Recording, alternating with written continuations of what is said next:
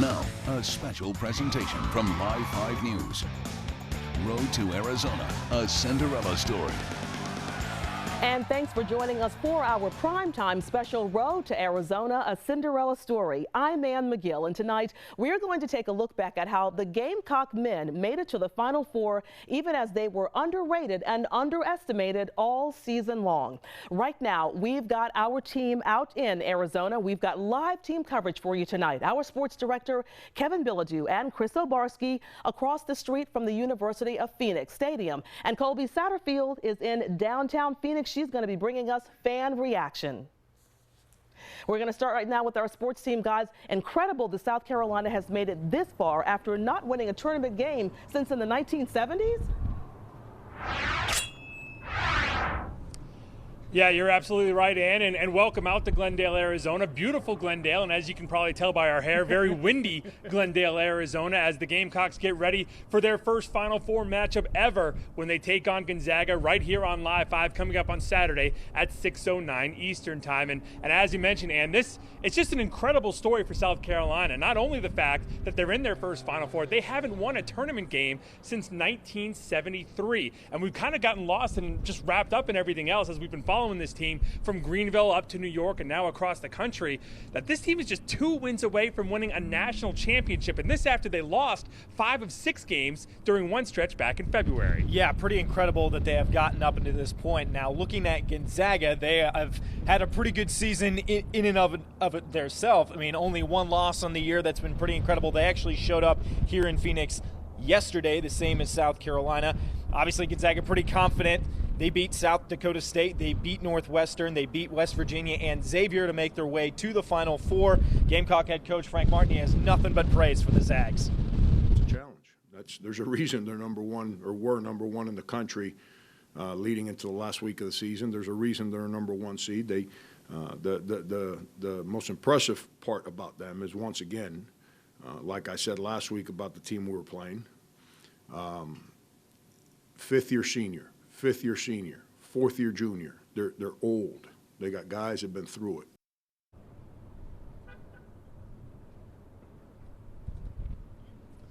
And, as we said, just the surreal factor that we are here, that they are 2 wins away from a national championship. When their first round game against Marquette, there was a lot of people who didn't think they would make it out of that. Yeah, no, and it was kind of up in the air. Just how would South Carolina do? Well, they did pretty well against Marquette, and they handled them pretty well. They were only down by 1 at halftime, but in the second half, that's when everything kind of changed, and South Carolina really kind of took control over that game. And like you said, their first tournament win since 1973, and that advanced them into the round of 32. And, that was cute and all, but that's where the season was supposed to come to an end, because then Frank Martin's team took on 2nd seed Duke, who was a huge favorite in Greenville, and it looked like the Blue Devils would take care of business. They were up by 7 at the half, but Carolina's defense turned things around in that second half, holding Duke to under 40% shooting as the Gamecocks pulled off the huge upset, beating the Blue Devils and advancing to their first ever Sweet 16. And then you see that celebration and everybody pouring water over Frank Martin and going nuts. All right, we're going up to the Big Apple. And so they go up to New York City, and they were the underdogs again. Same song, different verse. This one was against Baylor, but what was incredible, it was never in doubt. The Gamecocks built up a 15-point lead at halftime. It never got under double digits in the second half, and they pull off another upset. They beat them by 20, 70-50. From there was only one more obstacle, and they knew that obstacle pretty well, taking on SEC rivals Florida at Madison Square Garden. Once again, Carolina found themselves down by 7 at the half, but once again, they would overcome it. Sindarius Thornwell, who was named the MVP of the region, coming through with 26 points, and after allowing 7 3-pointers in the first half, the Gamecocks forced the Gators to go 0 for 14 from the outside in the second half, and Carolina cut down the nets in New York City, advancing to the Final Four with a 77-70 victory. Yeah, just an unbelievable atmosphere up there in Madison Square Garden. All the Gamecock fans certainly going nuts, and there were so many of them. Just an unbelievable experience to be a part of. Now, as far as the fans are concerned, we're hoping that a lot of them come down to here to Phoenix. Colby Satterfield is actually over where some of the fans are. Colby, what does the atmosphere look like for you guys now? Chris, right now it's starting to get really energetic, and it's going to get even more energetic in the next 24 hours because right now South Carolina fans are making their way here to Phoenix to see their Gamecocks face off in the Final Four. That's something every Gamecock fan has dreamed of, and something that came this close to becoming a reality for one fan. As the final seconds rushed down to 0, I rushed to purchase my ticket because I was so excited. As a lifelong Gamecock fan, watching the Cinderella team head to the Final Four in Phoenix seemed like a dream come true. Being around so many Gamecock fans, being there at the arena, being able to experience it firsthand, there's nothing like that in sports. But when he clicked purchase, this fan forgot about one little thing. I did not consider the travel expenses to get out to Phoenix, but after looking at those plane ticket prices, the reality set in that I would inevitably have to sell my ticket. So his excitement to head to watch his favorite team take on the Final Four quickly came to a decline. So as thousands of fans head to the desert, this fan has one silver lining to look to. I was able to sell them back on StubHub, where I purchased the ticket in the first place, and I made a little money off of the deal.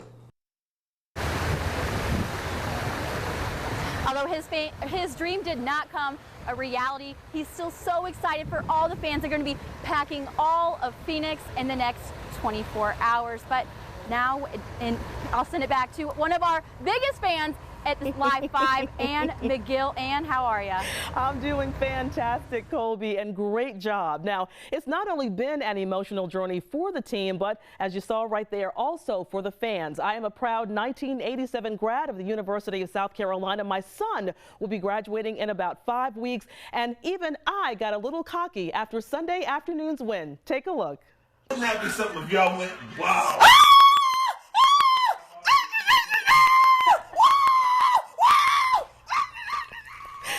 Yeah, it was something to crow about. That's a pretty big deal. The farm girl in me came out. That was very exciting. Now, New York was painted garnet last week, and fans who stayed home in Columbia didn't hold back their emotions as the Gamecocks made history. Whether it's in New York City or Columbia, Gamecock fans are fired up about the Final Four. For our university team, we're so excited, baby. Here we come to Final Four. I'm naming my kid Cinderella Thornwell. First name Cinderella, middle name Thornwell. Secure the bag, baby. Let's go, Cox. We're going all the way. It's my birthday, so this is the best present I could have ever asked for. Spurs up, go Cox. And for fans that have a connection to the team, Go Cox! it means that much more. Coach Martin is a great guy. I've gotten to know him a little bit and his staff, and they've, welcomed the former Gamecocks into the program, and we're really building something very special here at Carolina. I played for Frank McGuire in 1971. I've been waiting for 40 years for this to happen. We can't believe it. This is awesome.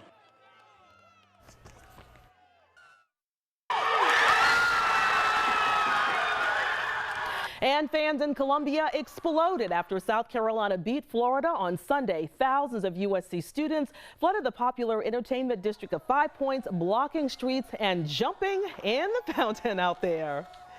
And it wasn't just cocky celebrating in the Big Apple. One of the biggest Gamecock fans is a big-time country music star. USC alum and Charleston native Raycom's Rick Henry caught up with Darius Rucker right after South Carolina punched their ticket to the Final Four. Oh man, I can't begin to tell you. I mean, I've been a big Coach Martin supporter since he got here, and talking to him and getting to know him really well, I knew he was going to turn around. I knew he was going to turn around this fast, but here we are, going to the Final Four, man. Sitting there with my buddies, we were like, man, we're watching the Gamecocks in Madison Square Garden play for the Final Four. Unbelievable. Right after the game, I saw you tearing up, and you know what? There are Gamecock fans all over this country that were doing the same thing. Absolutely, absolutely. It just feels so great to be relevant. To be Coach Martin has brought us into this whole new realm. And then, the sad thing for him is now we're going to expect it all the time. So, hey, can we expect maybe like a concert for the Gamecocks, a song for the Gamecocks? I'll do whatever they want me to do, man, for sure. I'll do whatever they want me to do. This is pretty unbelievable. Are we going to see you at the Final Four? I'll be in Phoenix for sure. All right, brother. I'll definitely be in Phoenix. Man, hey, congratulations, man. This was a long time. All right, and have a safe trip out there, Darius. Now, after clinching their spot in the Final Four in New York, the team was welcomed back to Columbia by thousands of excited Gamecock fans. Justin Mackey hosted the regional championship trophy, hoisted it high above his head, and South Carolina celebrated into the night. All right, coming up, Mackey making a name for himself 20 years after his father set new records at South Carolina. Coming up, the special bond between BJ and Justin. Plus, the Gamecock women say anything you can do, I can do better. South Carolina preparing for their own Final Four in the women's division in Dallas. Well, it's not just the men who are competing in the Final Four. The Gamecock women also in the Final Four after beating Florida State 71-64 on Monday. It's the second time in 3 years the women have made it this far. Coach Dawn Staley says it's been a long season and they have accomplished a lot. But there's still one thing they haven't achieved: a championship. I mean, it would be probably something that would be a relief to be able to do that, because it's a void, you know, and it does bother me that, you know, I haven't been able to be a part of a national championship team in some capacity, and it's within our reach. So we're going to pull out all the stops to, you know, see if we can make that happen in Dallas. All right, and we are cheering for you, Coach. Our sister station in Columbia also caught up with the MVP, Kayla Davis, after the women's big win out in California. Davis scored 23 points Monday night and has filled a void after All-American Alana Coates got injured. Dude, we're in the Final Four. Like, that's insane. You know, never in a million years would I ever imagine myself in a Final Four. So to be here it's crazy. The women will take on Stanford tomorrow night in Dallas. Go Cox!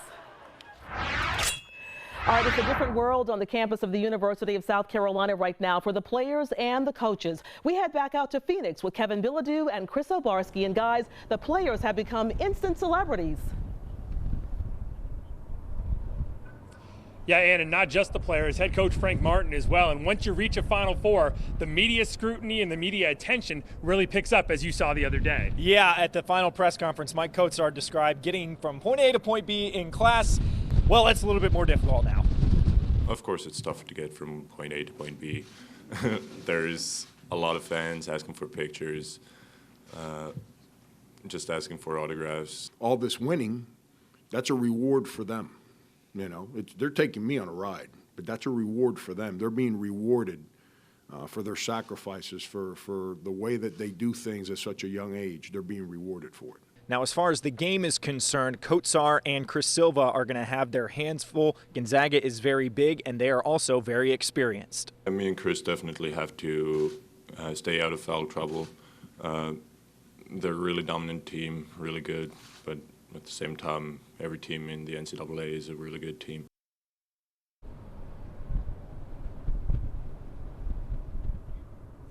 Well, head coach Frank Martin is never at a loss for words. We've learned that over his last 5 years in Columbia. And now the rest of the country is getting a look at what may be the most colorful coach in all of college basketball. We went back and found some of the best moments from Frank Martin from this past season. You know, I told the guys after the game, I didn't mean to be the Grinch that stole Christmas here, but you know, at the end of the year, they don't ask how you won games. They ask you how many you won, and they ask who you beat.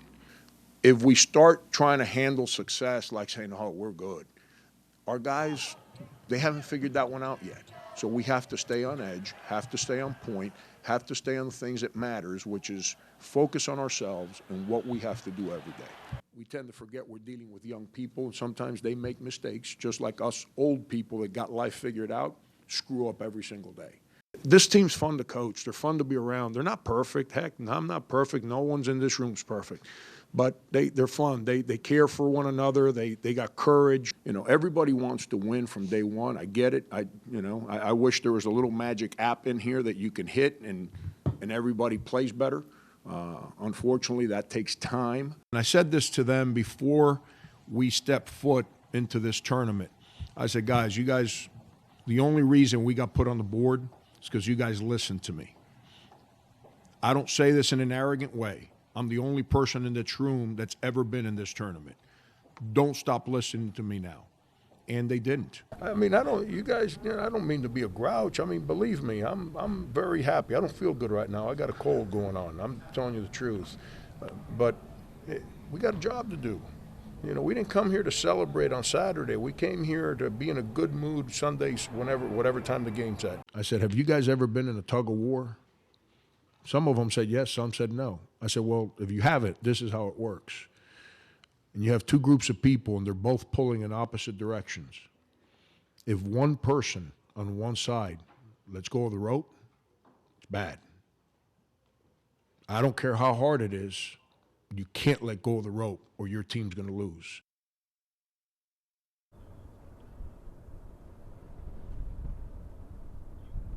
Like I said, Frank Martin never at a loss for words, Ann. All right, guys, thank you very much for that report. Well, when Gamecock fans hear the name Mackey, the name that most likely pops into their head is BJ, the all-time leading scorer in South Carolina history. But BJ's son, Justin, is now making a name for himself as one of 3 seniors leading the Gamecocks on this incredible run. There was a time when Justin Mackey was BJ Mackey's son. Now, the titles are reversed. That's the biggest compliment that I've gotten over the last year. I said before, Justin's not filling my shoes. I wear a size 12. Justin wears a size 14. You know, people are beginning to accept Justin for who he is. Who is Justin Mackey? Well, he's a guy who's got a good relationship with his dad. That's my best friend. Been my best friend my whole life. You know, we really don't talk about basketball too much because that's usually what we're both busy with. So when we get time to talk or see each other, we usually just talk about family stuff or me and him, how we're doing, regular life stuff. We don't talk about basketball too much. But now that they've been on this run, they've been talking hoops a little more. He's really excited, man. I love when I can see my dad excited. I'm happy that I can be a part of a team that's bringing him and other alumni excitement. To see your son obtain his goals, one of his main goals was to put USC back on the map and help make South Carolina basketball relevant again. It's a tremendous feeling from what he's accomplished through the course of his 4 years, just watching him grow. I couldn't be a prouder dad or a prouder alum. And any alum would be proud to call Justin one of their own. Will Justin score 20 points? No, probably not. But will he give his all for the university and give his all from the front and the back of his jersey? 100%. Perhaps no one player has made more of a name for himself in this tournament than the SEC Player of the Year. South Carolina's Cinderella Thornwell has been impressing everyone in the Southeast for years. But now the coaches of the other teams that he helped to beat in this run in the Final Four are taking notice. The kid Thornwell's a big-time player, and they have an outstanding team. One of the best, maybe the best unheralded great player in the United States. In Thornwell. He's really like an old school great player. And I say that with the highest level of compliment. We played against him as a freshman, and he had a lot of success against us back then. I knew he was going to be a great player for Coach Martin, and he's such a tough matchup, so versatile. I mean, you're not going to stop a guy like that. What you do is you just try to make everything as difficult as possible, and hope they done have 44 points. Thornwell showed why he's starting to become more appreciated. Good for him, deservingly so. And then Thornwell he's just being him. I mean, he's shown the country now why, in my opinion, he's been underappreciated, why our league can be underappreciated. He's one of the best players in the country. They said, you know, you got a chance to surround your heart with your state name, which I know is very dear to you and your family, and your last name. I said, that's powerful. And you got a chance to come here and be the guy that changed this program around. It's going to be your program, and for years and years, it'll be your legacy. And he bought in. And check out this ESPN graphic making the rounds on social media. South Carolina is being compared to the last 7 seed to make it this far in the tournament, the UConn Huskies. And the similarities are uncanny. And for what it's worth, UConn went on to win the national title in 2014. Right now, we head back out to Phoenix, where Kevin Bilodeau and Chris Obarski are standing by. And guys, what are the Gamecocks' chances Saturday against Gonzaga? Well, and if they're going to win that national title, they've got a big wall in front of them with Gonzaga coming up on Saturday and then the winner of North Carolina and Oregon on Monday night.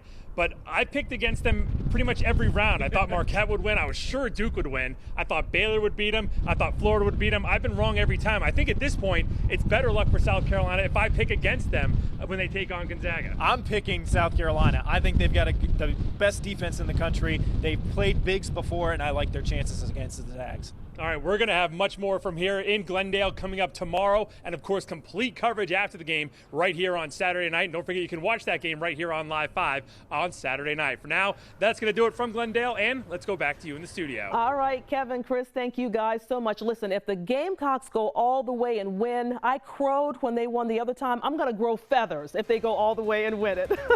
Thank you so much for watching our special Road to Arizona Cinderella story. Let's cheer on the Gamecocks on Saturday when they take on Gonzaga.